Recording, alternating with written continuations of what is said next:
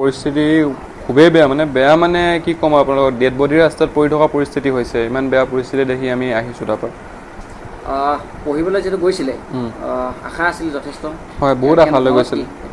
উন্নত মানে এতিয়াতো আমি যাবই লাগিব আকৌ মানে আমাৰ ডকুমেণ্টছ গোটেই অফিচিয়েলি ডকুমেণ্টছ সব ৰাখি থৈছে আমি যি আশা লৈ গৈছিলোঁ আকৌ লৈ যাব লাগিব পুনৰ পিছত যেতিয়া ঠাণ্ডা হ'ব তাত পুৰা ৰক্তাক্ত পৰিছিল ৰাজপথ পুৰা ৰক্তাক্ত মানে আপুনি য'তে অলপ 1 মিটাৰ দূৰে দূৰে ডেড বডি দেখা পোৱা যাব এনেকুৱা পৰিস্থিতি হৈ আছে কাৰণটো কি আছিলে কি ইছ্যুক লৈ তাত কিবা ৰিজাৰ্ভেশ্যনৰ লৈ সিহঁতি লাগি আছে ইমান প্ৰপাৰলি মই সেইটো নাজানিম লিডটো কোনে লৈছে লিডটো ইউথে লৈ আছে এইটো মানে ইউথ বুলি মানে চবেই কৰি থকা লিখা লাগিছে আমি ইমানো নাজানিম সেইটো ক'ত এটেকটো ক'ত কৰা হৈছে শিক্ষা অনুষ্ঠান কৰা হৈছে নে অন্য প্ৰতিষ্ঠানৰ সব জেগাতে কৰা হৈছে মানে জব থকা জব চেক্টৰ এডুকেশ্যনেল চেক্টৰ যিমান যি চেক্টৰ আছে চবতে কৰা হৈছে মানে বাংলাদেশৰ বাহিৰৰ দেশৰ ব্যক্তিকে আক্ৰমণ কৰা হৈছে নে বাংলাদেশৰ ভিতৰতো কোনো বাংলাদেশী ইণ্ডিয়ান ফৰেনাৰ বুলি কোনো নাই যাকে পাইছে তাকে মাৰিছে মানে এনেকুৱা হৈছে ইনষ্টিটিউটৰ ভিতৰত যাকে পাইছে তাকে মাৰিছে কিমান দিনৰ পৰা চলি আছে এইটো আমি গম পোৱা মতে 3 দিনমান হৈছিলে তেনেকুৱাত আমি পলাইছোঁ মানে তেতিয়া 3 দিনলৈ ভয়ংকৰ কৰিছে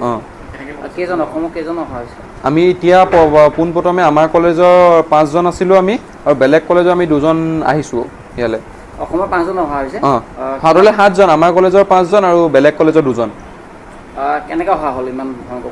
ভয়ংকৰ পৰিস্থিতিত মানে আমি যেতিয়া টিকেট কাটিলোঁ টিকেট কটাৰ পিছততো আমি হোষ্টেলৰ পৰা ওলাবলৈ আমাৰ ভয় লাগিছে ভয় লগাৰ পিছত আমাৰ যিজন ছুপাৰ ছিনিয়ৰ আছিলে অসমৰ তেওঁ তেতিয়া এজন তেওঁৰ লগৰ ফ্ৰেণ্ড লোকেল ল'ৰাক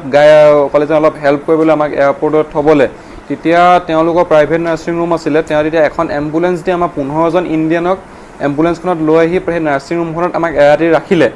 এৰাতি ৰখাৰ পিছত আকৌ তাৰ পিছদিনাখন খোৱা বোৱা তেওঁ দিছে আকৌ পিছদিনাখন ৰাতিপুৱা 3টা বজাত সেইখন এম্বুলেঞ্চতে আমি 15জন ইণ্ডিয়ান এয়াৰপৰ্টলৈ বুলি ওলাই আহিছিলোঁ এয়াৰপৰ্টলৈ বুলি ওলাই আহোঁতে আমাক তেতিয়া সংগঠনে পালে সংগঠনলৈ পাই আমাৰ যিজন ড্ৰাইভাৰ আছিলে ড্ৰাইভাৰজনক